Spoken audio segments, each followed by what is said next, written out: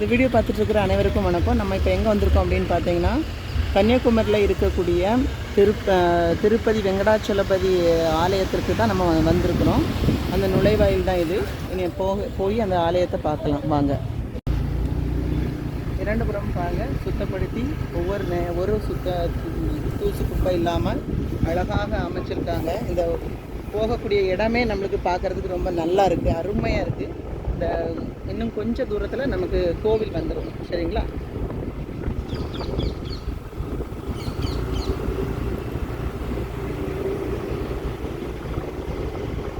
இயற்கை எழில் சூழ்ந்தது மாதிரி மரங்களா சுற்றி சுற்றி நிறைய மரங்கள் இருக்கு. கோவில் வந்தாச்சு. ரெண்டு புறமும் பாருங்க எவ்வளவு மரங்கள் எல்லாம் வச்சு இயற்கை எழில் சூழறது மாதிரி தான் அமைச்சிருக்காங்க. ரொம்ப நல்லா அமைச்சிருக்காங்க. நம்ம இப்போ இந்த கோவிலுக்கு வந்தாச்சு.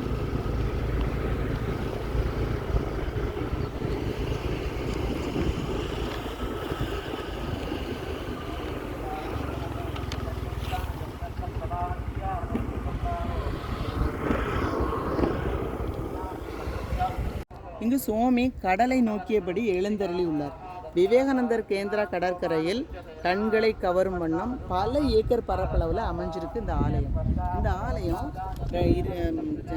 2019 ஜனவரி 27 கட்டி முடிக்கப்பட்டு கும்பாபிஷேகம் நடத்தப்பட்டிருக்கு. இதில் திருப்பதியில் 7 மலைகள்னால சூழப்பட்டு இருக்கிறதுனால அந்த வெங்கடாச்சலபதி அவர்களை ஐயாவை 7 மலையான் அப்படின்னு அழைச்சாங்க. அதே மாதிரி இங்கே கன்னியாகுமரியில் பார்த்தீங்கன்னா இந்த வெங்கடாச்சலபதி கோவில் வந்து கடல் அலைகளுக்கு ஓசைகளுக்கு நடுவில் அமைஞ்சிருக்கிறதுனால மக்கள் இதை என்ன சொல்கிறாங்க அப்படின்னு பார்த்தீங்கன்னா கடல் திருப்பதி அப்படின்னு சொல்லிட்டு பக்தர்கள் சொல்கிறாங்க. திருப்பதியில் கூட்டம் வந்து கட்டுக்கடங்காமல் இருக்கிறதுனால இந்த கோவிலை நிர்வகிக்கக்கூடிய அந்த திருப்பதி தேவஸ்தானம் போர்டு வந்து என்ன பண்ணியிருக்காங்கன்னா இந்தியா முழுவதும் பல இடங்களில் திருப்பதியில் இருக்கிறது மாதிரியே கோவில் கட்டணும் அப்படின்னு சொல்லி ஒரு முடிவு எடுத்திருக்காங்க. அதன்படி உருவானது தான் இந்த கன்னியாகுமரியில் இருக்கக்கூடிய இந்த திருப்பதி வெங்கடாச்சலபதி கோவில். நீர்த்தளத்தில் கடலை நோக்கியபடி சுவாமி எழுந்தருளி உள்ளார். அதாவது சன்னதியில் 12 அடி உயரத்தில் வெங்கடாச்சலபதியும், எதிரே உள்ள சன்னதியில் கருடாழ்வார் 3 அடி உயரத்திலும், மூலவருக்கு வலதுபுற சன்னதியில் பத்மாவதி தாயார் 3.5 அடி உயரத்திலும், இடதுபுற சன்னதியில் ஆண்டாள் 3.5 அடி உயரத்திலும் அருள் பாலிக்கின்றனர். மேல்தளத்திற்கு செல்வதற்கு 2 பக்கங்களிலும் படிகள் அமைக்கப்பட்டுள்ளன. வயதானவர்களுக்கு லிப்ட் வசதி செய்யப்பட்டுள்ளது. மூலவருக்கு எதிரே கருடாழ்வாருக்கு பின்புறம் பலிபீடம், 41 அடி உயர கொடி கம்பம், அப்புறம் கீழ்த்தளத்தில் பார்த்தீங்கன்னா சீனிவாச கல்யாண மண்டபம், தியான கூடம், அன்னதான மண்டபம், அலுவலக அறைகள் போன்றவை காணப்படுகின்றன.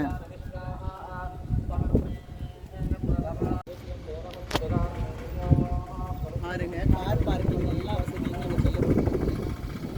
இருசக்கர வாகனங்களுக்கு இங்கே தனியான இடம் இருக்குது.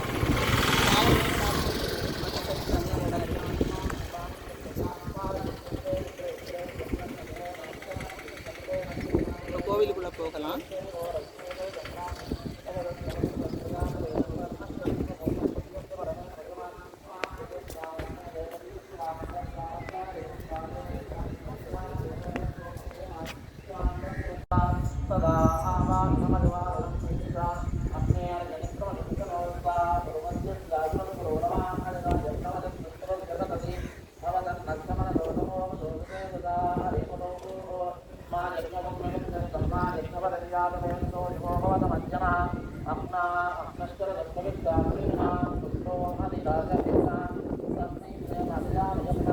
இது பாருங்க, இது ஒரு பூஜா ஸ்டோரு.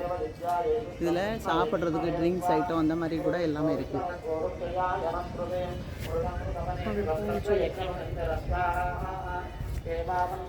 வாங்க இப்போ கோவிலுக்குள்ள நுழையலாம்.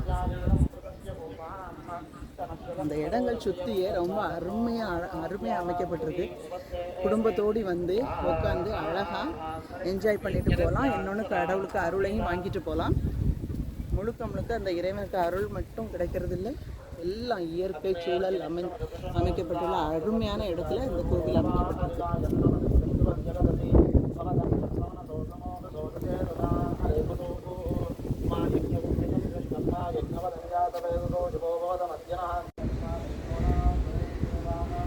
கடல் அலைகளை பாருங்கள்.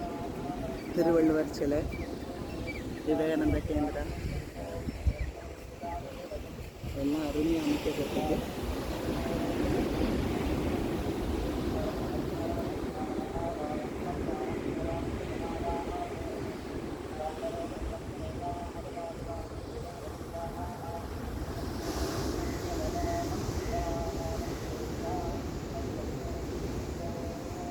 பார்த்தீங்களா எவ்வளோ அழகாக இருக்குன்னு.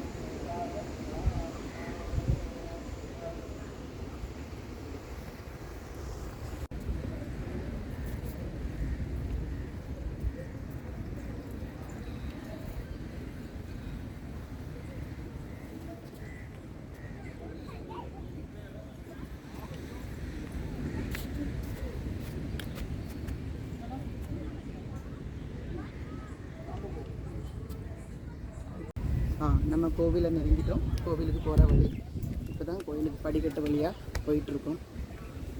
வாங்க மேலே போய் பார்க்கலாம்.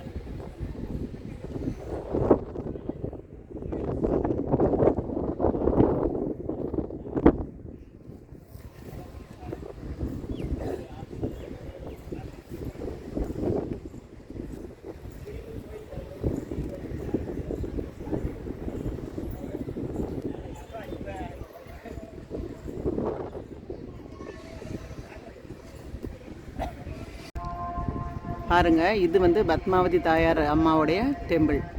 அவங்களுக்கு இதில் தனியாக கொடுத்துருக்காங்க. சரிங்களா?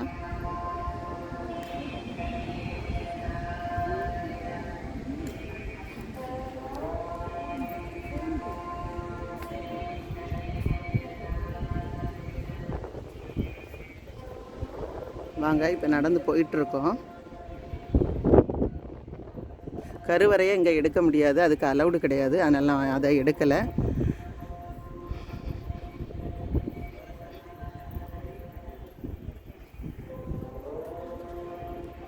இது வந்து ஆண்டாளுக்கு வந்து தனியாக இதில் கோவில் அமைக்கப்பட்டிருக்கு.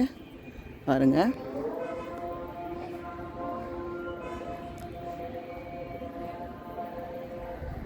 இது ஆண்டாளுக்குள்ள கோவில்.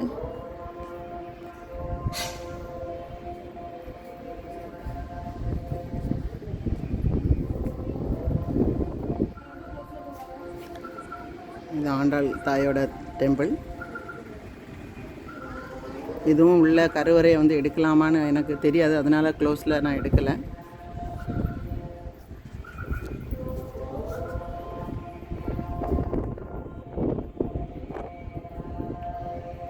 பாருங்கள், ரொம்ப அருமையாக அமைக்கப்பட்டிருக்கு இந்த ஆலயம்.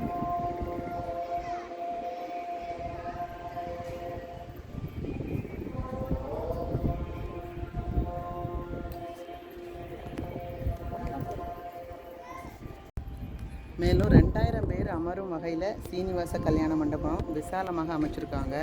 4 மாட வீதிகள் அலங்கார கற்கள் பதிக்கப்பட்டு காட்சியளிக்கிறது. மேல் தளத்தில் உள்ள கொடிமரம், பள்ளிபீடம் கீழ்த்தளத்தில் பூமியை தொடக்கூடிய வகையில் கட்டப்பட்டுள்ளது. தரிசன நேரம் அப்படின்னு நீங்கள் எடுத்துக்கிட்டிங்கன்னா, சாமி தரிசனம் வந்து காலையில் 6 மணியிலிருந்து நைட்டு 8 மணி வரை இருக்குது.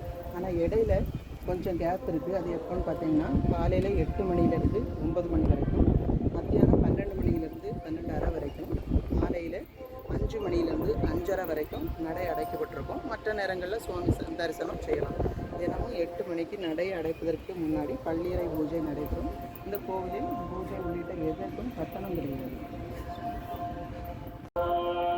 இங்கே வாகனங்கள்லாம் நிறுத்துவதற்கு கோவிலில் நல்ல விஸ்தாரமான இட வசதியெல்லாம் இருக்குது. குடும்பத்தோடு கோவிலுக்கு வரும் பக்தர்கள் சாப்பிட வசதியான மண்டபம்லாம் அமைக்கப்பட்டிருக்கு. வெள்ளிக்கிழமை அப்படின்னு பார்த்தீங்கன்னா சகஸ்ரநாம அர்ச்சனை, மூலவர் திருமஞ்சனம், இதெல்லாம் விசேஷமாக இருக்கும். தை மாதத்தில் வந்து வருஷாபிஷேகம், கார்த்திகை மாதம் பவித்ர உற்சவம், வைகுண்ட ஏகாதசி நிகழ்ச்சியும் சிறப்பாக நடைபெறும். சுவாமிக்கு உகந்த வழிபாடு வந்து புரட்டாசி மாத வழிபாடு தான். அப்புறம் இது அமைஞ்சிருக்குது பார்த்தீங்கன்னா முட்டைபதின்னு சொல்லிட்டு சின்ன முட்டம் துறைமுகத்துக்கு செல்லும் சாலையில் விவேகானந்தர் கேந்திர வளாகத்தில் இந்த கோவில் அமைந்துள்ளது. இங்கே வந்து செல்ல வந்து சில குறிப்பிட்ட அரசு கவர்மெண்ட் பஸ் எல்லாம் இதுக்கு விட்டுருக்காங்க. மற்றபடி ஆட்டோ வேன் இதிலெல்லாம் இங்கே வரலாம்.